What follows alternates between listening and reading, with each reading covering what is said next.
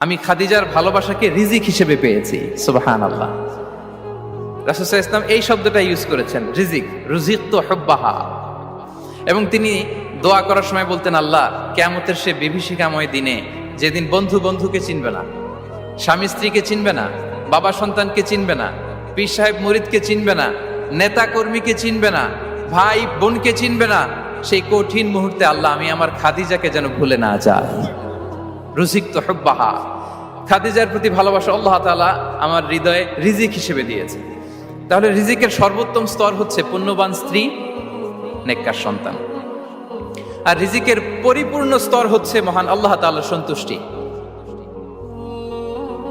রিজকের পরিপূর্ণ স্তর যেটা, সেটা হচ্ছে রিদাল্লাহ, আল্লাহ তাআলার সন্তুষ্টি। আমার আল্লাহ যদি আমার উপর সন্তুষ্ট হয়ে যায়, আমাদের আর কিছু লাগে?